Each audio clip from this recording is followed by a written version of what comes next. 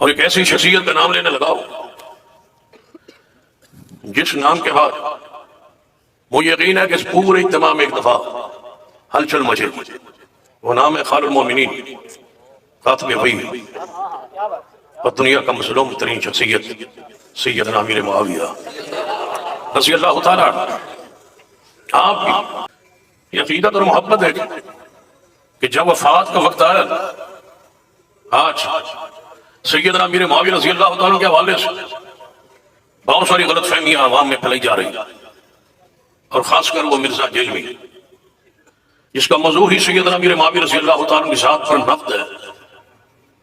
اور بعض لوگ یہ کہتے ہیں، میں نے سنے، مجھ سے پوچھتے ہیں اور کہتے بھی کہ وہ مرزا جیلوی جو ہے وہ اہل حدیث ہے، مجھ سے پوچھتے لوگ۔ میں نے کہا کس وجہ سے تمہیں بھول ہوئی ہے کہ وہ حاصل پر مانتا، یا اس وجہ سے بھول ہوئی ہے کہ وہ رفع دین کرتا ہے؟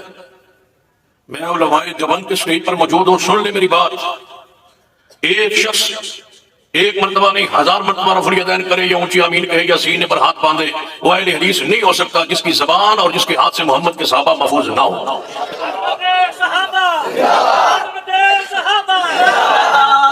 ہماری پہچان نہیں اس طرح نہیں ہے۔ کافروں پہ حاویہ، کافروں پہ حاویہ، کافروں پہ حاویہ۔ پھر شخص کہتا ہے کہ اگر آپ پھر جب ایک بندہ کہتا ہے مرزا جیلوی کو آپ پھر کیا مانتے ہیں؟ میں نے کہا میں مرزا مانتا ہوں۔ آپ کیا مانتے ہیں؟ میں نے کہا مرزا مانتا ہوں۔ کہتے ہیں سمجھ نہیں آئی؟ میں نے کہا مرزا ہے وہ۔ کہتے ہیں مانتے ہیں آپ اس کو؟ کیا ہے؟ میں نے کہا مرزا کہتا ہوں، مرزا مانتا ہوں۔ کہتے ہیں سمجھ نہیں آئی؟ میں نے کہا مرزا کہتا ہوں۔ اگر آپ کو ساری رات میں سمجھ آئے تو میں یہ کہتا رہوں گا وہ مرزا ہے۔ جانتے ہو مرزا کون تھا؟ معلوم؟ پرانا مرزا ہو یا نیا مرزا ہو، عقیدہ ختم نبوت کا انکار کرے یا امیر معاویہ کی عزت عظمت ایمان تقدس کا انکار کرے، ہمارے نبی مرزا ہے۔ نہ پچھلے مرزوں کو چھوڑا ہے، نہ انشاءاللہ نئے مرزوں کو چھوڑے۔ کہو انشاءاللہ۔ صحابہ کو برا نہ کہو، حدیث نبوی ہے۔ کیا کسی حدیث میں آیا کہ میرے صحابہ کی غلطیاں نہ بیان کرو؟ جو قرآن مجید میں بھی موجود ہیں، کوئی ایسی حدیث نہیں ہے جس میں یہ آیا ہو۔ یہ حدیث ٹھیک ہے یہ، لیکن اس حدیث کے ساتھ بھی خیانت کی ہے ہمارے علماء نے۔ یہ حدیث پوری بیان ہی نہیں کی انہوں نے۔ یہ حدیث جو ہے نا پوری وہ صحیح مسلم میں ہے، ویسے تو بخاری میں بھی ہے، مسلم میں اس کا نمبر ہے 6488 کہ نبی صلی اللہ علیہ وآلہ وسلم کے دو ساتھی تھے، حضرت عبد الرحمن بن عوف اور خالد بن ولید، ان کے درمیان جھگڑا ہوا، اور اس جھگڑے میں نا حضرت خالد بن ولید نے جذباتی ہو کے حضرت عبد الرحمن بن عوف کو گالیاں دے دی۔ اب یہ جھگڑا ہوا کس وجہ سے تھا؟ یہ اشارتاً حافظ ابن کثیر نے نا سورۃ الحدید کی تفسیر کے اندر نقل کیا ہے کہ یہ ہوا کیا تھا جھگڑا۔ وہ بخاری میں بھی کچھ حصہ موجود ہے۔ آپ کو پتہ ہے بخاری میں ایک حدیث ہے کہ حضرت خالد بن ولید کو نبی علیہ السلام نے اپنے مبارک زمانے میں ایک مہم پر روانہ کیا کسی قبیلے کی طرف۔ اب وہ قبیلہ تھا مسلمان، لیکن ان بیچاروں پینڈوؤں کو، اعرابیوں کو کمیونیکیشن سکلز نہیں آتی تھی۔ جب مسلمان وہاں پہنچے نا تو انہوں نے کہا کہ ہم اپنے دین سے پھر گئے، ہم اپنے دین سے پھر گئے، یعنی جس دین پہ ہم پہلے تھے ہم نے اسلام قبول کیا۔ ان کو اسلمنا یہ ٹرمنالوجی نہیں پتا تھی۔ حضرت خالد بن ولید نے اس سے یہ کنکلوڈ کیا کہ انہوں نے یہ اعلان کیا کہ ہم نے اسلام چھوڑ دیا۔ اتنا تو بیوقوف کوئی نہیں ہوتا کہ سامنے آ کے مسلمانوں کے جی اسی اسلام چھاڑ دیتا، وہ بھی قبائلی دور میں۔ باقی صحابہ نے کہا کہ ان سے ڈسکشن کرتے ہیں۔ حضرت خالد نے ان کو قتل کرنا شروع کیا، اور باقی صحابہ نے مخالفت کی، اور ساتھی ڈیوائڈ کیے، ان کو یہ قتل کریں گے، ان کو یہ کریں گے۔ باقی صحابہ نے کسی کو قتل نہیں کیا، جو ان کے ساتھی نے کہا حضور سے فیصلہ کرائیں گے۔ جب حضور علیہ السلام کے پاس پہنچے تو نبی علیہ السلام نے 2 دفعہ کہا، اے اللہ خالد کے اس عمل سے میں بری ہوں جو کچھ اس نے کیا، میری کوئی ذمہ داری نہیں ہے۔ ایکسٹرا جوڈیشل کلنگ کر دی۔ اس موقع پہ حافظ ابن کثیر کہتے ہیں کہ حضرت عبد الرحمن بن عوف اور حضرت خالد بن ولید کے درمیان لڑائی ہو گئی تھی کہ یہ تم کیا کر رہے ہو، اور ظاہر ہے کہ غلط کیا تھا۔ اس میں خالد بن ولید نے گالیاں دے دیں۔ صحیح مسلم کے الفاظ ہیں، نبی علیہ السلام کو جب شکایت ملی تو آپ نے فرمایا، حضرت خالد کو کہا تم میرے صحابہ کو برا مت کہو، ان کو گالی مت دو۔ اب تم میں سے کوئی احد پہاڑ کے برابر سونا بھی خیرات کر دے تو میرے صحابہ نے جو ایک مد 600 گرام یا آدھا کلو گندم خیرات کی تھی، اس کے آدھے کو بھی نہیں پہنچ سکتا۔ یعنی ایک پاؤ گندم اگر عبد الرحمن بن عوف نے اس زمانے میں خیرات کی تو خالد تو احد پہاڑ جو کئی کلومیٹرز میں پھیلا ہوا ہے اس کے برابر سونا بھی اللہ کی راہ میں خرچ کر دینا، تو میرے عبد الرحمن بن عوف کے برابر نہیں ہو سکتا۔ حالانکہ خالد ابن ولید فتح مکہ سے پہلے مسلمان ہوئے ہیں، لیکن صلح حدیبیہ کے بعد ہوئے ہیں، اور صلح حدیبیہ کے بعد حضور کا گراف اوپر ہی گیا ہے حکومت کے اعتبار سے بھی۔ کیوں؟ مسلمانوں کو پاور تسلیم کر لیا مشرکین عرب نے۔ اسی لیے اللہ نے قرآن میں آیت نازل کی، انا فتحنا لک فتحا مبینا، بے شک ہم نے آپ کو روشن فتح عطا فرمائی ہے، اور وہ فتح ثابت ہوئی، صلح حدیبیہ کو فتح کہا گیا۔ تو اس موقع پہ پھر آپ نے فرمایا کہ میرے صحابہ کو برا مت کہو۔ بخاری میں صرف اتنا ہی حصہ ہے میرے صحابہ کو برا مت کہو، لیکن اس کی تفصیل مسلم شریف میں ہے، جس طرح قرآن کی بعض چیزوں کی تفصیلات بخاری مسلم میں آئی ہیں۔ تو یہ پوری حدیث بھی بیان نہیں کر سکتے، کیوں؟ بھائی جس حدیث میں یہ آئے گا کہ ایک بعد والے صحابی نے سینئر صحابی کو گالی دی تو نبی علیہ السلام نے کہا کہ تو میرے صحابہ کو گالی دے رہے ہے، تو پھر تو لوگ پوچھیں گے کہ بنو امیہ پھر کس کھاتے میں حضرت علی کو گالیاں دیتے رہے ہیں؟ یہاں تو پھر بھی چلو کوئی لیول تھا، ان کا تو لیول کوئی نہیں ہے۔ تو فتح مکہ کے بعد طلقاء ہیں جن کے سامنے آپشن رکھی گئی، سورہ توبہ میں آیا کہ 4 مہینے کا ٹائم ہے، قتل کیے جاؤ گے جہاں بھی پائے جاؤ گے، یا اسلام قبول کرو یا جزیرہ نما عرب چھوڑ کے چلے جاؤ، کیونکہ اللہ کا عذاب تم پہ آئے گا۔ ظاہر نبیوں کے انکار کرنے پہ اللہ کا عذاب تو آتا تھا نا، یہاں تو اللہ نے 22 سال کی ڈھیل دی، اینڈ پہ ہی اس وقت پھر لوگوں نے اسلام قبول کیا، بعد میں اللہ تعالیٰ نے ان کو اسلام پہ استقامت بھی دی الحمدللہ۔ کچھ لوگ بعد میں مرتد بھی ہوئے، صحیح بخاری میں آتے ہیں حضرت ابوبکر کے دور میں، جہاں حضرت ابوبکر کو پھر ان کے خلاف ایز اے لاسٹ ریزارٹ قتال بھی کرنا پڑا۔ تو یہ بڑا کریٹیکل ایشو ہے، یہ حدیثیں بھی پوری نہیں بیان کر سکتے میرے صحابہ کو گالی مت دو، کیونکہ اس کے ساتھ ان کے معاملات جڑے ہیں۔ اور یہی سب کا لفظ جب حضرت علی کے بارے میں آتا ہے تو وہ کہتے ہیں نہیں جی یہاں تنقید مراد ہے۔ تنقید چھوڑ دیں سر، صحیح مسلم میں 6229 نمبر حدیث میں موجود ہے، لعن اللہ ابا تراب، اللہ کی لعنت ہو ابو تراب علی ابن ابی طالب پر، نعوذ باللہ۔ لعنت کا لفظ موجود ہے تو سب کا ترجمہ تنقید آپ کہاں سے کر رہے ہیں؟ باقی میری کئی ایک ویڈیوز سب و شتم کے حوالے سے ریکارڈڈ موجود ہیں، مفتی تقی عثمانی صاحب کی غلط بیانیاں حضرت معاویہ رضی اللہ تعالیٰ عنہ کے دفاع پہ، جو انہوں نے ایک جعلی کتاب لکھی، میں نے اس کا پوسٹ مارٹم کیا ہے، اور ان کے بڑے علماء بھی انہوں نے بھی یہاں رابطہ کیا، یار یہ ہم کن لوگوں کے پاس پڑھتے رہے، ہمیں یہ کچھ یہ سکھاتے رہے۔ خیر یہ ٹاپک لادا ہے، تو باقی رہا ان چیزوں کو ڈسکس کرنا، ڈسکس کرنے کے بعد ناموس پہ حملہ نہیں ہونا چاہیے، وہ حرام ہے۔ ہمارا رافضیوں سے، غالی شیعہ سے یہی اختلاف ہے کہ وہ اس کی بنیاد پہ آج کی ڈیٹ میں صحابہ کرام کو گالیاں دیتے ہیں، یہ غلط ہے۔ آپ بس چیزیں ہائی لائٹ کریں گے، عبرت، اور آگے چل پڑیں گے، جو نبی علیہ السلام نے کیا ہے۔ سورہ یوسف میں حضرت یوسف علیہ السلام کے بھائیوں کا ذکر ہے، وہ بھی صحابہ تھے، اور وہ تو بڑے تگڑے صحابی ہیں، ان کے تو بھائی بھی نبی ہیں اور ان کے باپ بھی نبی ہیں، اور آج بھی ہم کہتے ہیں برادران یوسف مثال دی جاتی ہے۔ کیوں؟ برائی تو برائی ہوتی ہے۔ حضرت آدم علیہ السلام کی جو اجتہادی غلطی ہے آج تک ڈسکس ہوتی ہے، لیکن اس کے بعد توہین نہیں کرنی۔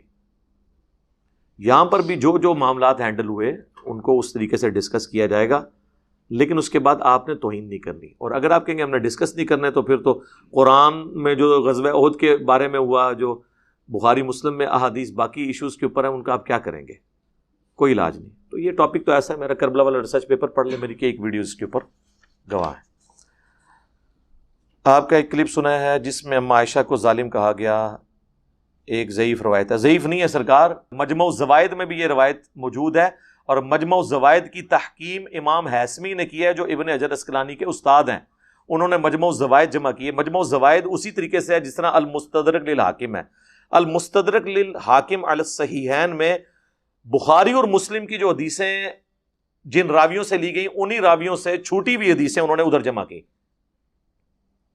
مجمع الزوائد جو ہے وہ کتب ستہ بخاری، مسلم، ابو داؤد، ترمذی، نسائی، ابن ماجہ، ان کے جو راویوں سے وہ حدیثیں جو ان کتابوں میں نہیں تھیں اور دوسری کتابوں میں تھیں، طبرانی میں موجود تھیں، بزار میں موجود تھیں، اور جگہوں پہ تھی، وہ انہوں نے ایک جگہ جمع کی، مجمع الزوائد. اللہ کا شکر ہے بریلویوں نے اس کا بھی اردو میں ترجمہ کر دیا ہے. میری زندگی میں خواہش تھی کہ 2 کتابیں اگر اردو میں آ گئی نا، پھر دنیا کا سارا احادیث کا خزانہ آ جائے گا کتب ستہ کے علاوہ. ظاہر ہے یہ تو ہماری 24 کیرٹ سونا چیزیں ہیں نا، بخاری، مسلم، ابو داؤد، ترمذی، نسائی، ابن ماجہ. اس کے علاوہ جو کتابیں کہتے ہیں ساڈی بھی کوئی ہے فلانی جگہ ہے، تو 2 کتابوں کے بارے میں تھا مجھے کہ وہ آ جائیں کسی طریقے سے. ایک تھی مجمع الزوائد، وہ ان 6 کتابوں کے راویوں سے دنیا کی کسی کتاب میں ہے، وہ انہوں نے کمپائل کر دی، اور آج سے 800 سال پہلے کی بات کر رہا ہوں، یہ کمپائل ہوئی. اور دوسرا تھا مجھے المصنف ابن ابی شیبہ آ جائے کسی طریقے، صحابہ کے آثار جمع ہو جائے، کیونکہ دنیا کی سب سے بڑی احادیث اور آثار کی کتاب ہے المصنف ابن ابی شیبہ. اس کے بعد المصنف عبد الرزاق، یہ دونوں امام بخاری کے استاد ہیں، وہ بھی دونوں اردو میں آ گئی. اور ان سے بڑھ کے خواہش تھی، وہ چونکہ پہلے ہی آئی ہوئی تھی، وہ تھی مشکات المصابیح، تو وہ پہلے کی آئی ہوئی تھی، اس پہ تحقیم شیخ زبیر صاحب کی، البانی صاحب کی بھی آ چکی ہے.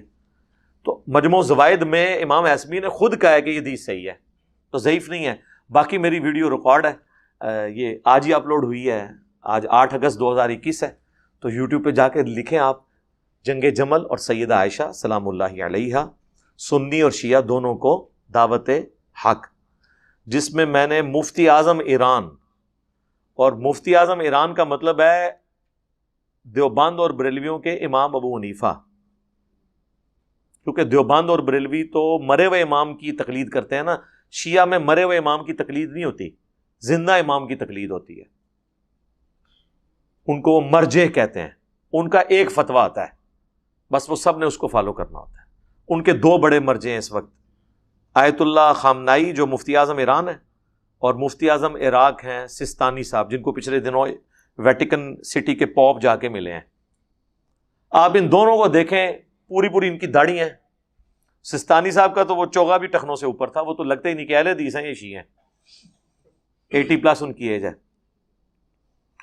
تو یہاں کے شیعہ تو سنیوں کی ضد میں زیادہ تر جو ہیں چھوٹی داڑیاں رکھتے ہیں، ورنہ آپ دیکھ لیں امام خمینی کی بھی پوری مٹھی داڑھی ہے. اس وقت بھی خامنائی صاحب کی تصویر میں نے اس میں لگائی ہے، ان کی بھی پوری مٹھی داڑھی ہے. جواد نقوی صاحب دیکھ لیں، بڑے شیعہ عالم ہیں، انہوں نے بھی بڑی داڑھی رکھی ہوئی ہے. چھوٹی داڑھی بھی جائز ہے، لیکن جو دینی مسند پہ لوگ بیٹھے ہیں ان کو چاہیے کہ افضل عمل کی طرف جائیں. تو وہ میری ویڈیو اپلوڈ آج ہوگی، اس میں ایک ریفرنس لگا، میں نے اس کی تصدیق کر دی ہے کہ یہ احادیث کے اندر الفاظ تھے. حدیث میں تو لفظ تھا بدبخت، تو میں نے اس کو ذرا اردو میں تھوڑا نرم کر کے میں نے اس کو ظالم، وہ آپ باقی ایکسپلینیشن اس میں دیکھ لیں، یہ چیز ایڈریس ہو چکی ہے. ہاں، اسلام 360 والے وہ خود ذمہ دار ہیں، ہم نے اس حدیث کو بیان کیا ہے، یہ حدیث بالکل ٹھیک ہے، امام ہیثمی نے بھی ٹھیک ہے. باقی اس میں آگے الفاظ تھے کہ اسے اس کی امن گاہ تک پہنچا دینا. تو جو سیرت الرسول کتاب ہے نا محمد الوہاب صاحب کے بیٹے کی، اس میں انہوں نے باقاعدہ جنگ جمل کا ذکر کیا ہے کہ حضرت علی نے پھر عزت کے ساتھ حضرت عائشہ کو ان کے گھر بھجوایا تھا، اور اپنے بیٹے کو، بگوٹن تو نہیں تھا لیکن ان کی ماں سے چونکہ شادی کی تھی اسما بنت امیس کے ساتھ، وہ حضرت علی کا بیٹا محمد بن ابی بکر ہے، وہ حضرت بکر کا بیٹا تھا، لیکن حضرت علی بھی اس کے باپ تھے بعد میں، کیونکہ ان کی والدہ کے ساتھ نکاح کر لیا تھا. تو ان کے ساتھ حضرت عائشہ، چونکہ ان کے حضرت عائشہ کے محرم تھے، تو ان کے ساتھ ان کو واپس. اور ہمیں آ کے یہ لوگ بتاتے ہیں اور پھر یہ کہتے ہیں کہ جی وہ چندوں کے اوپر پل رہا ہے اور یہ ان کی ڈیوٹیاں پوری کر رہا ہے. یار یہ کتابیں ان کی ہیں، یہ بخاری مسلم میں نے لکھی ہے، اب تم اپنی کتابوں سے منکر ہو گئے ہو، تو اس میں میرا کیا قصور ہے؟ میرا تو کام یہ ہے کہ جو قرآن و سنت میں آیا ہے میں ڈنکے کی چوٹ کے اوپر بیان کروں گا اللہ کے فضل سے. اور اپنے گھر کی خبر لو، تمہارا ابا جس کے اوپر تمہارے فرقے کا نام ہے وہابی، اس کے بیٹے عبداللہ بن محمد بن عبد الوہاب نے ایک کتاب لکھی ہے سیرت الرسول، فری PDF ہماری ویب سائٹ سے ڈاؤن لوڈ کریں. خلفائے راشدین کے اوپر چیپٹر باندھے ہیں، اس نے وہ جملے لکھے ہیں کہ ان کی کانپیں ٹانگ جائیں. اس نے لکھا ہے اس کے اندر کہ حضرت معاویہ نے شہادت عثمان کا جھوٹا الزام حضرت علی پہ لگایا اور بیعت سے بھی منحرف ہوئے، لیکن اللہ تعالیٰ نے حضرت علی کو سرخرو کیا۔ پھر انہوں نے لکھا کہ بنو امیہ 60 سال تک گالی گلوچ کرواتے رہے، تنقید بیان کرتے رہے، تضحیق کرتے رہے حضرت علی کی ممبروں کے اوپر، لیکن اللہ تعالیٰ نے مولا علی کی شان کو بلند کیا۔ اور پھر انہوں نے مسند احمد کی حدیث نقل کی کہ اصحاب نے جنگ چھوڑ دی تھی قتل عمار کے بعد، اور حضرت عمرو بن عاص نے حضرت معاویہ سے کہا کہ عمار قتل ہو گیا، اور رسول اللہ نے فرمایا تھا عمار کی قاتل جماعت وہ باغی ہے، تو انہوں نے کہا ہم نے اسے قتل کیا ہے، نہ یہ علی ساتھ لے کر آتا، یہ اس کے ساتھیوں نے لا کے ہمارے نیزوں کے آگے پھینک دیا، اور نہ یہ شہید ہوتا۔ تو حضرت علی کو جب یہ خبر پہنچی تو انہوں نے کہا اچھا پھر اس کا مطلب ہے کہ حمزہ کے قاتل رسول اللہ تھے، نہ لے کر آتے اور نہ وہ شہید ہوتے۔ اچھا یہ آج یہ کوئی جملہ بولے تو لوگ کہیں گے جی حضور کی مثال دے کے گستاخی کر دی ہے۔ بھائی جو موٹے دماغ کے لوگ ہیں نا انہیں سمجھانے کے لیے پھر اس طرح کی بات کرنی پڑتی ہے، اور یہ مولا علی کی سنت ہے پھکی دینا، اے پھکی سی ہے، الزامی جواب سی جو مولا علی نے دیتا۔ پھر اسی طریقے سیدہ عائشہ کے بارے میں بھی انہوں نے اس میں لکھا ہے کتاب میں کہ پوری زندگی وہ روتی تھی، ان کا دوپٹہ آنسوؤں سے تر ہو جاتا تھا، اور حضرت علی نے جو عزت کے ساتھ انہیں گھر رخصت کیا وہ بھی سیرت الرسول میں لکھا ہوا ہے۔ ایک ایک چیز انہوں نے لکھی ہوئی ہے اس کے اندر۔ یہ تو وابیوں کے اپنے امام نے لکھا ہوا ہے، اس کو کیوں نہیں کہتے کہ ایران کے ٹکڑوں پہ پلنے والا جانور آیا نا داڑھ تھلے ہوں۔ اور کچھ عرصے سے یہ لوگ میری دشمنی میں اتنے آگے گئے ہوئے تھے کہ حنفیوں کے بزرگوں کو اپنا امام بنا کے پیش کر رہے تھے، لیکن میں نے انہوں نے گاٹیاں تو پھاڑ لیا آ کے۔ ملا علی قاری ہائے ہائے ہائے صدقے رحمہ اللہ، یہ سارے وابی سے رحمہ اللہ لکھتے ہیں اپنی کتابوں میں، 1014 ہجری میں فوت ہوئے ہیں۔ انہوں نے مشکات کی شرح لکھی ہے مرقہ، اس میں 5878 نمبر حدیث قتل عمار والی جو مشکات میں آتی ہے اس کے کانٹیکسٹ میں ملا علی قاری نے اتنے گاڑے فتوے لکھے ہیں کہ وہ بات ہم نے کبھی اپنے پلیٹ فارم سے نہیں کی ہے۔ اس کو نہیں کبھی انہوں نے کہا کہ نیم رافضی اور فل رافضی، پتہ ہے کہ اگلے دن بریلوی اور دیوبندی منہ توڑ کے رکھ دیں گے، اور تمہیں تو سور کہہ کے چلے جائیں تو تم لوگ آگے بول نہیں سکتے ہو، بلکہ سور نہیں سوراں دے سور۔ ہاں تو ملا علی قاری لکھتے ہیں، کتنے سخت بھاری جملے وہ لکھ رہے ہیں، اتنے سخت جملے لکھ رہے ہیں کہ ہم یہ بات کریں تو یہ لوگ کہیں گے یہ تو بڑی گستاخی کر رہے ہیں۔ انہوں نے لکھا ہے کہ حضرت معاویہ رضی اللہ تعالیٰ عنہ نے حضرت علی کی بیعت نہیں کی، انہیں چاہیے تھا کہ وہ حضرت علی کی بیعت کرتے اور خلافت منفیت کی طلب ترک کر دیتے، جو ان کے دل میں حکومت کی لالچ تھی نا اسے چھوڑ دیتے۔ پھر انہوں نے نمبر 2 ساتھ یہ لکھا کہ انہوں نے خون عثمان کو ڈھال بنایا ہوا تھا اپنی بغاوت کو چھپانے کے لیے۔ انہوں نے کہا کہ یہ پولیٹیکل ایک انہوں نے گیم کی ہوئی تھی، اندر بغاوت تھی چھپی ہوئی، یعنی خون عثمان کا بدلہ انہوں نے کہا ڈرامہ بازی ہے۔ کون؟ ملا علی قاری کہہ رہے ہیں۔ تیسرا انہوں نے کہا کہ حدیث عمار کہ عمار کو باغی جماعت قتل کرے گی، یہ حضرت معاویہ کے دل میں چھپی ہوئی جو بغاوت تھی اسے ایکسپوز کر دیتی ہے کہ اندر ان کے کچھ اور تھا۔ ہاں نمبر 4 حضرت معاویہ کے ایٹیچیوڈ کی وجہ سے قرآن اور سنت دونوں مہجور ہو گئے، پیٹ کے پیچھے ڈالے گئے۔ اندازہ کریں اتنے سخت الفاظ۔ پھر انہوں نے آگے جا کے لکھا لیکن ہمیں چاہیے چونکہ وہ صحابی تھے ہم اپنی زبانوں کو بند رکھیں۔ ہاں اس کا مطلب ہے یہ ساری باتیں کرنا یہ زبان کھولنا نہیں ہے، بلکہ یہ حقائق بیان کرنا ہے۔ اور وہ صحیح کہہ رہے ہیں، یہ بات انہوں نے ٹھیک لکھی ہے کہ ہمیں چاہیے زبانیں بند رکھیں، یعنی مراد یہ ہے کہ لعن دان نہ کریں، ہاں لعنت نہ بھیجیں، مانے کہ سب کچھ کیا ہے۔ اور یہ ماننا اس لیے ضروری ہے کہ ہمارا مقدمہ ہی ختم ہو جائے گا میرے بھائی، پوری رافضیت اسی کے اوپر تو کھڑی ہوئی ہے۔ وہ مولانا اسحاق صاحب نے صحیح کہا تھا کہ اگر انہوں نے ان 3 بندوں کی غلطیاں مان لی ہوتی نا، حضرت معاویہ رضی اللہ تعالیٰ عنہ، حضرت مغیرہ ابن شعبہ رضی اللہ تعالیٰ عنہ، حضرت عمر بن عاص رضی اللہ تعالیٰ عنہ، تو ابو بکر اور عمر کی داڑیاں نہ کھینچی جاتی۔ یہ وہاں تک پہنچے اس لیے کہ جب انہوں نے کہا کہ یہ کیا تو ان کو تو پتا چل گیا کہ یہ تو وہ لوگ تھے جن کے بارے میں تو بخاری مسلم میں چیزیں آئی ہوئی تھی، لہٰذا یہ منہج جو اہل سنت کا فراڈ کے اوپر مبنی ہے، انہوں نے یہ رزلٹ نکالا۔ اور ان کا سودا پھر بک گیا. ظاہر ہے ہر فرقے کے پاس کوئی ایک تگڑی شے ہوتی ہے جس کی بنیاد پہ وہ اپنا فرقہ چلا لیتا ہے. ہاں ہر فرقے نے ایک ایک مضبوط بات کوئی پکڑی ہوئی ہے. کل حزب بما لدیہم فرحون. اور کل تک یہ امام حنیفہ کو نیفا کہتے ہوتے تھے, وابی. ہاں جی, وہ 80 ہجری میں پیدائش ہوئی ہے نا, تو 80 کے وہ حروف ابجد, بعض جگہ 70 ہجری بھی ہے, بعض جگہ 80. وہ کہتے ہیں وہ کتے کے بنتے ہیں, یہ کتے کی پیدائش کا سال ہے. یہ کہا کرتے تھے یہ لوگ. آج امام حنیفہ رحمہ اللہ کہہ رہے ہیں صرف میری دشمنی میں. تو سرکار پھر رک جاؤ, ہاں پھر دس دینے کہ امام حنیفہ نے کیا فرمایا ہوا ہے. امام ابو محمد حارثی 340 ہجری میں حنفیوں کے امام فوت ہوئے. انہوں نے مناقب ابی حنیفہ پہ کتاب لکھی, اردو میں بھی اس کا کچھ حصہ ٹرانسلیٹ ہو چکا ہے. انہوں نے اپنے شاگردوں سے فرمایا کہ جانتے ہو کہ اہل شام ہم سے کیوں بغض رکھتے ہیں؟ اس لیے کہ ہم یہ کہتے ہیں کہ اگر ہم حضرت علی کے زمانے میں ہوتے تو حضرت علی کے ساتھ مل کر اہل شام کے خلاف قتال کرتے, بنو امیہ کے خلاف, اہل شام کے خلاف, حضرت معاویہ کے خلاف. اس لیے یہ ہم سے بغض رکھتے ہیں. تو یہی بات میں نے کی تھی, اور یہ بات تو اللہ نے ایک میری زبان پہ جاری کی الحمدللہ, تاکہ ان کی غلاظت باہر نکلے. کئی سال پہلے جو مفتی اعظم پاکستان تھے, مفتی اشرف قادری صاحب, مراڑیاں, یہ گجرات کے رہنے والے تھے, مفتی احمد یار خان نعیمی صاحب کے شاگرد. مفتی منیب صاحب تو شاہی کوئی نہیں ان کے مقابلے پہ, جتنی بڑی وہ علمی شخصیت ہے. میں 2001-2 میں ان سے میری ملاقات ہوئی ہے. ان کا اہل سنت رسالہ نکلتا تھا, وہ ہم سینکڑوں کی تعداد میں یہاں منگواتے تھے جب ہم بریلوی تھے. ان کی تو باقاعدہ ویڈیو ہے, انہوں نے یہی بات کی ہوئی ہے.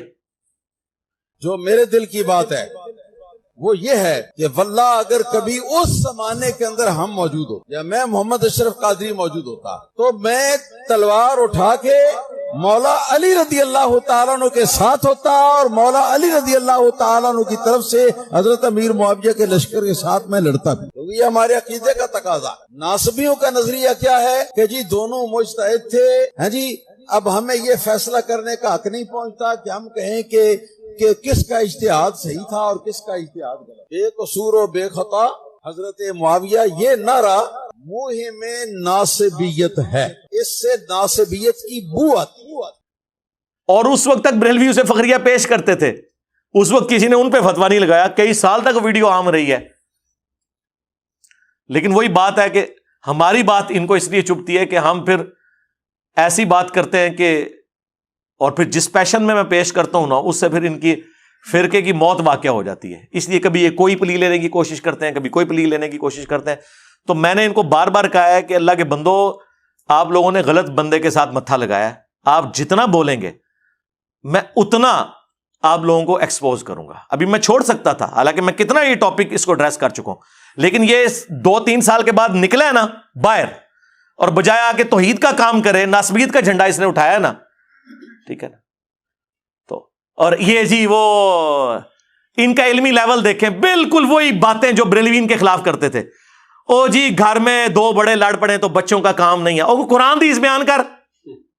ایسا انسان گمراہ ہے, بدباطن ہے, جو صحابہ کرام کے درمیان ہونے والے اختلافات کو آپس میں بیٹھ کے زیر بحث لاتا ہے. خاندان کے 2 بچے بیٹھ جائیں اور پردادا اور ان کا بھائی, ان کے درمیان جو اختلاف ہوا تھا اس کو لے کے بیٹھ جائیں, دادا بڑا ظالم تھا, پردادا اس سے بڑا ظالم تھا, نہیں اس کا بھائی بیچارہ ٹھیک تھا. تو عقل مند لوگ کیا کہیں گے کہ تو کون, تیرا منہ اور تیرا دادا, تجھے شرم نہیں آتی اپنے دادے کے بارے میں بات کرتے ہوئے؟ کل کا بچہ تو, اور غلطیاں نکالنے بیٹھ گیا دادے اور پردادے کی. ارے ساری کائنات کے دادے قربان ہو جائیں امیر معاویہ کے قدموں پر, ارے ساری کائنات کے دادے قربان ہو جائیں امیر معاویہ کے قدموں پر, ارے ساری کائنات کے دادے قربان ہو جائیں امیر معاویہ کے قدموں پر.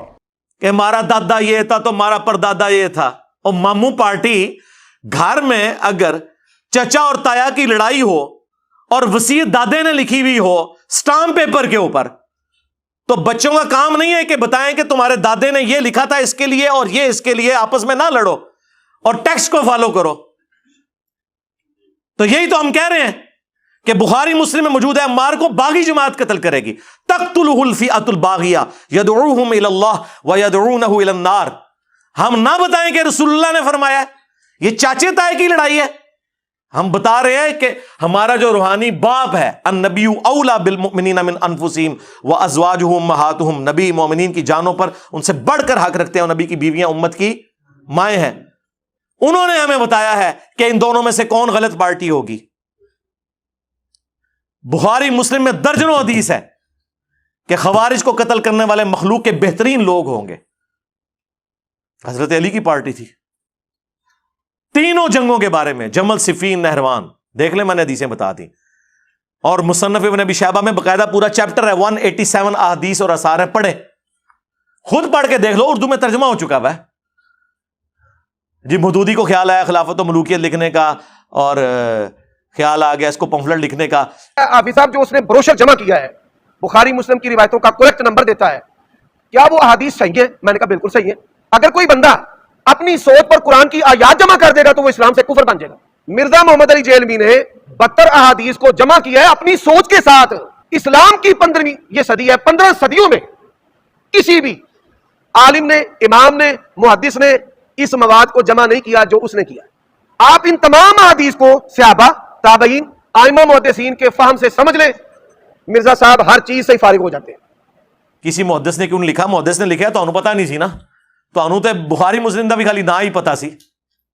اور دوسرا، کس محدث نے کتاب لکھی ہے نماز محمدی تکبیر تحریمہ سے سلام تک؟ زبیر علی زئی صاحب نے۔ دسو کسی حال تک کسی محدث نے اس ٹائٹل سے کوئی چیز لکھی ہے؟ کس محدث نے بخاری کی اس حدیث سے کہ نبی علیہ السلام کو زہر آلود بکری جب پیش کی گئی، بخاری مسلم دونوں میں آتا ہے، کچھ صحابہ بھی شہید ہو گئے اسے کھا کے، حضور نے بھی زبان پہ رکھی لیکن پھر اگل دی، موجزانہ طور پر وہ بوٹی بول پڑی۔ اس سے وہ کہتے ہیں کہ جی نبی کو اگر علم غیب ہوتا تو صحابہ قتل نہ ہوتے۔ کس محدث نے اس حدیث سے علم غیب کا رزلٹ نکالا ہے؟ وابیو تمہارے علاوہ؟ حضرت عائشہ پہ تہمت لگی، کہتے ہیں نہیں اتنا عرصہ حضور کو پتہ نہیں چلا جب تک کہ قرآن کی آیات نازل نہیں ہوئی۔ کس محدث نے حدیث افک اما عائشہ پہ تہمت لگنے والی حدیث سے یہ رزلٹ نکالا ہے کہ حضور کو علم غیب نہیں تھا وابیوں سے پہلے؟ تو کہیں گے نہیں جی یار یہ تو کوئی دلیل نہ ہوئی، جو رزلٹ نکل رہا ہے وہ تو ہم بیان کریں گے چاہے کسی نے بیان نہ کیتا ہے۔ تو سرکار جنگ جمل، صفین، نہروان پہ بھی تو حدیثیں موجود تھیں، اور اسے جو رزلٹ نکل رہے تھے وہ ہم کیوں نہ بیان کریں؟ آئے ہونا داڑھ تھلے ہونا، علمی بات کرو۔ خود سارے کام تم لوگ کر رہے ہوتے ہو، ہمیں بلیم کرتے ہو ان چیزوں کے اوپر۔ اور جس کا دل کرتا ہے کچھ عرصے بعد ایک نیا چوہا چھوڑ کے انہوں بے عزت کرانا سے پیش چھڑ دینے، وہ مہدی کہ تسی ابن تیمیہ انہوں بھی لے آؤ نا، وہ بھی یہی کچھ ہوئے گی۔ ہاں ہو گئی، بلکہ ہر چیز تسی دھوکھے نال پیش کی تھی، ہر چیز غلط پیش کی۔ ویسے تو ہمیں بچپن سے کورسز کے اندر کتابوں میں اسلامیات کی پڑھایا جاتا ہے کہ جی اسلام کے پہلے شہید کون ہے؟ حضرت یاسر اور ان کی بیوی سیدہ سمیہ۔ مردوں میں حضرت یاسر اور عورتوں میں ان کی بیوی سیدہ سمیہ، اور یہ دونوں ماں باپ کس کے ہیں؟ عمار ابن یاسر کے، ٹھیک ہے۔ تو کبھی کسی کو خیال نہیں آیا کہ ہم پوچھیں کہ اچھا یہ دو تو اسلام کے پہلے شہداء ہیں، اور جو ان کا بیٹا جس نے ایسا غم اپنی زندگی میں دیکھا وہ پوری زندگی اس غم کو بھلا سکتا ہے کہ ایک ہی دن میں اس کی نظروں کے سامنے اس کے ماں باپ کو اتنی بے دردی سے قتل کرے ابو جہل؟ وہ پوری زندگی ان کے دل سے کبھی یہ زخم دھل سکتا ہے؟ اور جب کوئی پوچھ لے کہ اچھا ان کو تو ابو جہل نے قتل کیا تھا، آپ ذرا ہمیں یہ بتائیں کہ ان کا بیٹا جس نے اسلام کے لیے اتنی بڑی قربانی دی، سنا ہے کہ وہ بھی شہید ہو گیا تھا، تو پھر ہمیں بتاؤ کہ اسے کس نے شہید کیا تھا؟ ہم یہ نہیں پوچھتے کہ اسے کس ابو جہل نے شہید کیا تھا، نہ یہ نہیں پوچھ رہے، اسے کس نے شہید کیا تھا۔ جب یہ کوئی پوچھنے کی جرت کرتا ہے کہ بتاؤ کہ کس رضی اللہ عنہ نے، کس رضی اللہ عنہ کے کہنے پر عمار رضی اللہ عنہ کو قتل کیا، کہ جن کے بارے میں صحیح بخاری میں حدیث ہے 2812 اور 447 اور مسلم میں بھی ہے، افسوس اے ابن سمیہ، اور اپنے مبارک ہاتھوں سے داڑھی اور سر کے بالوں سے مٹی نبی علیہ السلام نے جھاڑی، ابن سمیہ۔ اور کیا وہ جناب حدیث ہے، ابو سعید خدری رضی اللہ تعالیٰ عنہ سے حدیث سننے کے لیے جاتے ہیں عبداللہ ابن عباس کے بیٹے. بخاری کے الفاظ ہیں کہ عبداللہ ابن عباس کا بیٹا تھا علی بن عبداللہ بن عباس. وہ تابعی کہتے ہیں کہ ابن عباس نے اپنے بیٹے علی اور مجھے بھیجا کہ ابو سعید خدری کے پاس جاؤ اور ان سے ان کی حدیث سنو. تو ابو سعید خدری کو تو بڑی حدیثیں یاد ہیں. وہ تو 7 ان اصحاب میں ہیں جنہوں نے سب سے زیادہ حدیث روایت کی ہیں. وہ کہتے ہیں جب ہم گئے تو وہ اپنے باغ کو پانی دے رہے تھے. ہم نے کہا جی ہم آپ سے حدیث آپ کی سننے آئے ہیں. انہوں نے نہیں پوچھا کون سی حدیث نہ،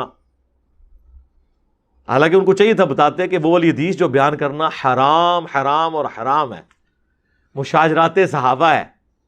اس زمانے میں کہانیاں ہوندیاں، اے بعد اماماں نے کڑیاں نے کہانیاں بنو امیہ نوں چھپانے واسطے.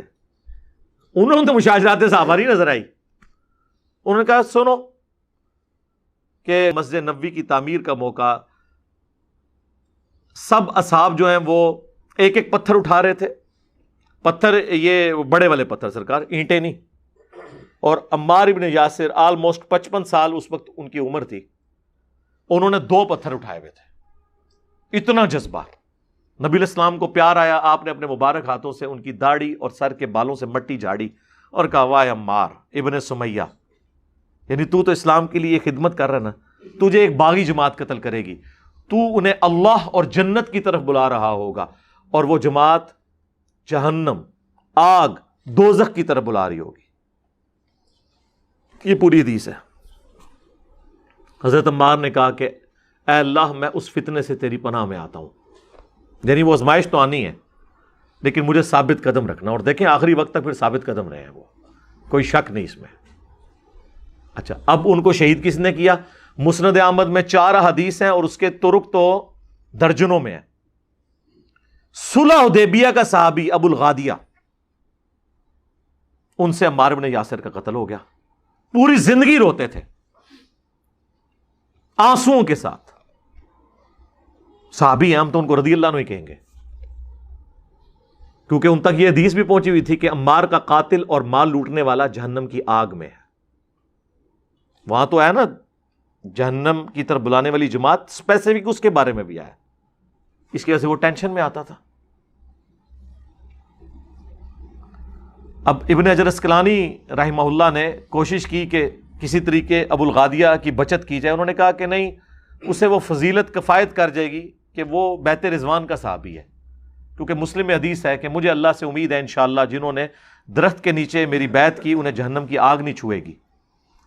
تو شیخ البانی جو محدث اعظم سعودیہ البانیہ کے رہنے والے تھے، یعنی اس دور کا امام بخاری انہیں کہا جاتا ہے، فوت ہو گئے 1999 میں.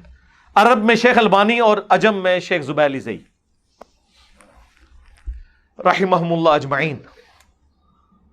تو انہوں نے ابن حجر پہ گرفت کی. انہوں نے کہا یہ بہت مشکل تعویل ہے جو آپ نے کی ہے، کیونکہ نبی علیہ السلام جب کسی کے لیے اسپیسیفائی کر دیں کہ عمار کا قاتل اور مال لوٹنے والا جہنم کی آگ میں ہے، تو اب اس سے وہ والی عام فضیلت اٹھ گئی، کیونکہ یہاں پہ خاص بات آ گئی. یعنی ان کو سمجھ آ گئی یہ کیا معاملہ ہے. ابو الغادیہ کو بارہ سمجھ آئی تھی، وہ رو رہے تھے. آج کا کوئی مولوی ہوتا ان کو تسلی دیتا کہ حضرت کیوں روندے ہو، اسی آئے نا تہاڈا دفاع کرنے واسطے. بھائی جی جنہوں خوف خدا ہوئے نا وہ نہیں پھر ایک کام کردا. ہم ایک بنا دیں گے نا کلپ انشاءاللہ ابو الغادیہ، آپ بے فکر ہیں، ہم آپ کے حق میں ایک کلپ چڑھا دیں گے. وہ تو روتے تھے. مسند احمد کے الفاظ ہیں کہ چاندی کا پیالہ پیش کیا گیا پانی پینے کے لیے ان کو، تو انہوں نے کہا میں چاندی میں نہیں پیوں گا، نبی علیہ السلام نے منع کیا. اور پھر اپنے آپ کو مخاطب کر کے کہنے لگے کہ یہ ہاتھ چاندی کے پیالے میں تو پانی پینے کو رسول اللہ کی نافرمانی سمجھتے ہیں، اور ان ہاتھوں نے عمار کو قتل کر دیا. یہ وہ اپنے آپ کو خود کہتے تھے، وہ گلٹ فیل کرتے تھے.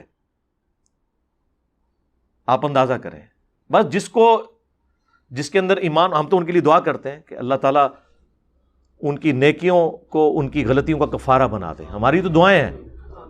مسند ابی الغادیہ پورا چیپٹر ہے مسند احمد میں، ان کے نام پہ حدیثیں ہیں، اور وہ ساری حدیثیں یہی ہیں، اور کوئی حدیث نہیں ہے، اپنے بارے میں ہی ہے کہ مجھ سے یہ ہو گیا. اسی مسند احمد کے اندر موجود ہے کہ عمر بن عاص رضی اللہ تعالیٰ عنہ حضرت معاویہ رضی اللہ تعالیٰ عنہ کو آ کے کہتے ہیں کہ معاویہ عمار قتل ہو گیا، اور رسول اللہ نے فرمایا تھا کہ عمار کو ایک باغی جماعت قتل کرے گی صلی اللہ علیہ وسلم۔ اس سے پتہ چلا کہ حضرت عمرو بن عاص کو بھی یہ حدیث پتہ تھی اور حضرت معاویہ کو بھی پتہ تھی۔ حضرت معاویہ نے کہا کہ تم اونٹ کی طرح اپنے پیشاب میں پھسل رہے ہو، یہ محاورہ تھا عرب کا، کہ یعنی خود اپنے قتل کے فتوے جاری کرا رہے ہو، اگر ہماری فوج نے یہ سن لیا وہ تو پھر گئی ساڑھے تو، ہم نے ان کو قتل کیا ہے، اس کو تو علی نے قتل کیا ہے، نہ علی لے کے آتا ساتھ اور ہمارے نیزوں کے درمیان آ کے پھینکتا، نہ وہ قتل ہوتا۔ اب یہ کتنی دور کی تعویل، یہ اسی طریقے سے تعویل ہے جس طرح یہ لوگ کر رہے ہوتے ہیں، انہوں نے بڑے بھی اس طرح تعویل کرتے سر۔ اب یہ بہت دور کی تعویل تھی۔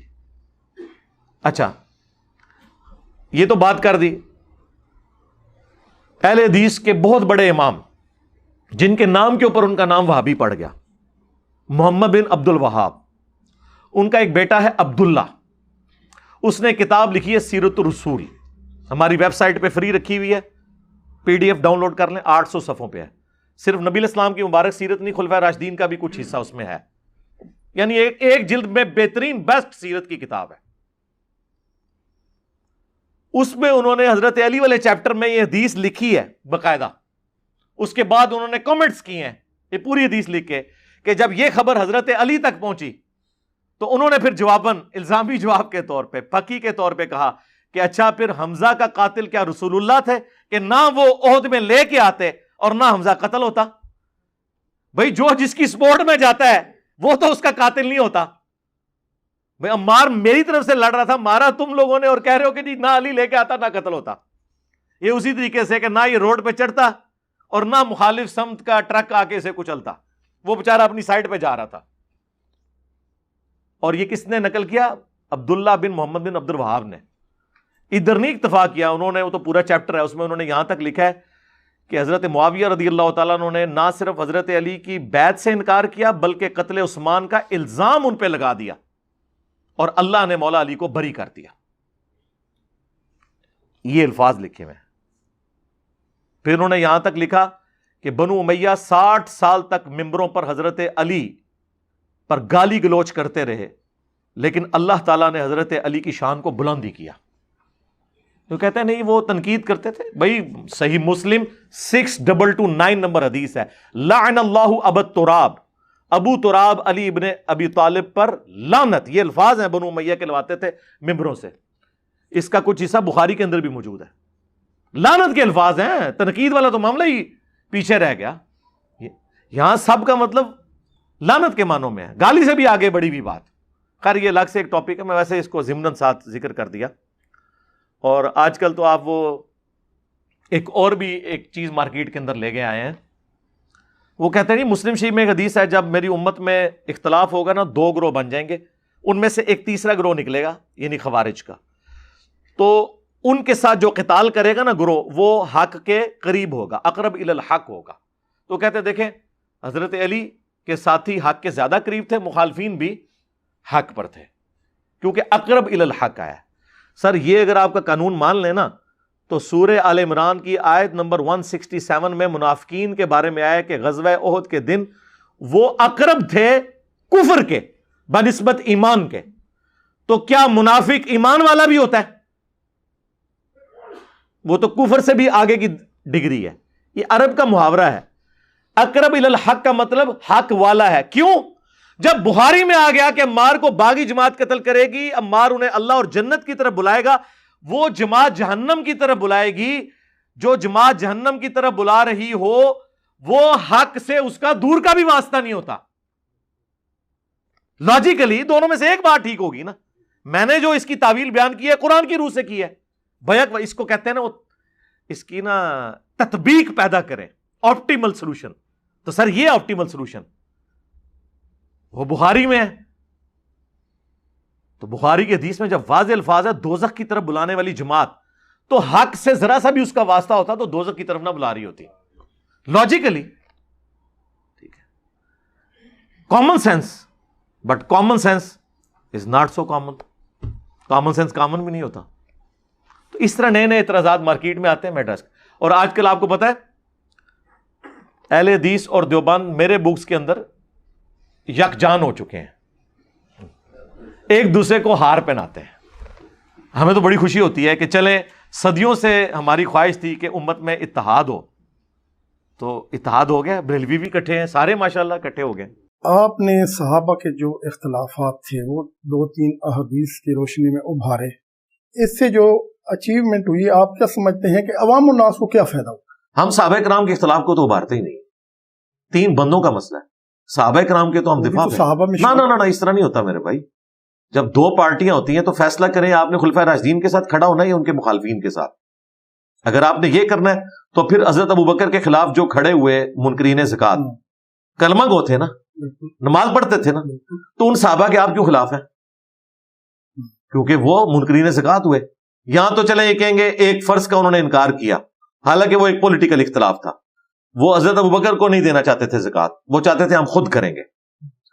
اس سے آگے چلیں، حضرت عثمان کے جو مخالفین ہیں، عبد الرحمن بن ادیس صحابی ہے نا، صحیح بخاری میں آئے نمازیں ان کے پیچھے پڑھو. یہودیوں کے پیچھے نمازیں پڑھنے کا تو نہیں حضرت عثمان کہہ سکتے تھے. تم تو شیعہ کے پیچھے نماز نہ پڑھنے دو، حضرت عثمان نے یہودیوں کے پیچھے نمازیں پڑھوانی ہیں. بالکل جھوٹی بات ہے، یہودی نہیں تھے، مسلمان تھے. 695 نمبر حدیث ہے، کہا کہ نماز ان کے پیچھے پڑھو، نیکی میں ان کا ساتھ دو، برائی میں الگ رہو. اگر حضرت عثمان کے جو مخالفین ہیں ان کے مقابلے میں ہم حضرت عثمان کے ساتھ کھڑے ہوتے ہیں تو کوئی صحابہ کا اختلاف نہیں ہو رہا، ہم خلفائے راشدین کے ساتھ کھڑے ہیں. اس طریقے سے حضرت علی جب آئے ہیں ان کی باری تو علیکم بسنتی وسنت الخلفاء الراشدین المہدیین کا مطلب کیا ہے؟ یہ پولیٹیکل اختلاف کی بات ہو رہی تھی. حدیث پوری یوں ہے کہ تم میرے بعد بہت اختلاف دیکھو گے، دین میں بدعتوں سے بچنا اور میری سنت کو اور میرے خلفائے راشدین کی سنت کو داڑوں سے پکڑ لینا. حضرت علی اگر خلیفہ راشد ہیں، اہل سنت کہتے ہیں چوتھے ہیں، شیعہ کہتے ہیں پہلے ہیں، مان تو دونوں رہے ہیں. اگر وہ چوتھے خلیفہ ہیں تو ہم نے ان کی سنت پکڑنی ہے یا ان کے مخالفین کی پکڑنی ہے؟ پہلے تو یہ طے کریں. اب مخالفین میں بندے 3 ہیں، حضرت معاویہ رضی اللہ تعالیٰ عنہ، مغیرہ ابن شعبہ رضی اللہ تعالیٰ عنہ اور عمر بن عاص رضی اللہ تعالیٰ عنہ. رہ گئے حضرت طلحہ زبیر عائشہ، وہ تو روتے ہوئے دنیا سے گئے ہیں، معافی مانگ کے گئے ہیں. اصحاب جمل وہ تو اپنی معافی کروا کے چلے گئے ہیں، حضرت علی نے انہیں معاف بھی کر دیا ہے. فضائل صحابہ احمد بن حنبل کی کتاب میں مصنف ابن ابی شیبہ میں موجود ہے. حضرت علی کہتے ہیں میں اللہ سے امید کرتا ہوں کہ یہ جو سورہ ہجر کی آیت نمبر 47 ہے کہ اہل ایمان کے دلوں سے اللہ تعالیٰ ایک دوسرے کے خلاف جو ہے وہ کینہ ہے وہ نکال دے گا. یہ تختوں پہ آمنے سامنے بیٹھے ہوں گے، یہ میرے طلحہ زبیر اور عثمان بن عفان کے بارے میں. تو وہ تو سب کچھ ختم ہو چکا، حضرت عائشہ نے بھی معافی مانگ لی. لیکن جہاں امیر شام کا مسئلہ ہے تو ان پہ تو حضرت علی نے اپنی شہادت تک قنوت نازلہ پڑھی ہے. اللہم علیک بمعاویہ و شیعہ، اے اللہ معاویہ اور اس کے شیعہ کو برباد کر، عمر بن عاص اور اس کے شیعہ کو برباد کر. المصنف ابن ابی شیبہ میں یہاں حضرت علی نے ان کو معافی نہیں دی، بلکہ مصنف ابن ابی شیبہ موجود ہے. میں امید کرتا ہوں کہ میرے مخالفین بھی جنت میں جائیں گے، پھر فیصلہ میرے اور معاویہ کے درمیان ہوگا اللہ کی عدالت میں. وہ لیکن دنیا میں جو نبی الاسلام کی حدیثیں ہیں ان کو بیان کرنے سے ہمیں کوئی کیسے کہہ سکتا ہے یہ اختلاف ہے؟ یہ تو حضور کی حدیثیں ہیں.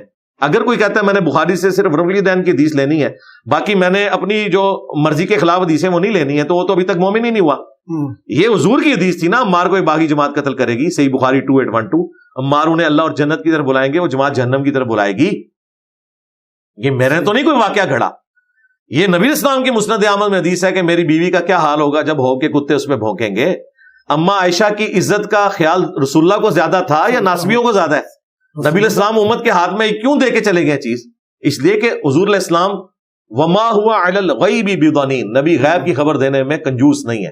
نبی نے اپنے بارے میں بھی کلیریفائی کیا. جب شہد پینے کا مسئلہ ہوا اللہ نے قرآن میں آیت نازل کر دی، حضور نے یہ آیت بھی نہیں چھپائی، حالانکہ نبی الاسلام کے اوپر اللہ تعالیٰ نے گرفت فرمائی تھی. عبس وتولی نازل ہوئی، حضور نے یہ بھی نہیں چھپائی. یار اللہ کے نبی علیہ السلام نے اپنے بارے میں آیتیں نہیں چھپائی ہیں، تو اللہ کے نبی کے مقابلے پہ کوئی صحابی تو شاہی کوئی نہیں، کیونکہ وہ تو امتی ہے. اگر اللہ کے نبی اپنے بارے میں کوئی بات نہیں چھپا رہے، قل انی اخاف ان عصیت ربی عذاب یوم عظیم، اے نبی تم فرماؤ مجھے اس بات کا خوف ہے کہ اگر میں نے بھی اپنے رب کی نافرمانی کی تو بڑے دن کا عذاب مجھے بھی آ پکڑے گا. تو نبی الاسلام نے یہ آیت بھی نہیں چھپائی. تو بھائی اس طریقے سے نبی الاسلام کو جو غیبی خبریں ملی تھی وہ آپ نے امت تک پہنچائی. یہ دلائل النبوہ ہے. کال تک یہ نبوت کی خبریں تھیں. امام بیہقی کی کتاب ہے دلائل النبوہ، اس میں جنگ جمل صفین نہروان کی ساری حدیثیں لکھ کے انہوں نے ثابت کیا ہے کہ ہمارے نبی اللہ کے نبی ہیں، کہ انہوں نے اپنی وفات کے بعد کے واقعات بیان کر دیے۔ کل تک تو یہ حدیثیں حضور کی نبوت کو جسٹیفائی کرتی تھی، آج یہ حدیثیں بیان کرنا حرام ہے سعودیہ اور ایران کی ٹسل کی وجہ سے۔ یہ 50 سال پہلے تک تو یہ حدیثیں بیان کر کے ہم حضور کی نبوت منواتے تھے۔ ان لوگوں کو نہ حدیث کا نالج ہے نہ انہیں فقہ کا نالج ہے، بس یہ بنو امیہ کی تنخواہیں حلال کر رہے ہیں۔ جزاک اللہ خیرہ۔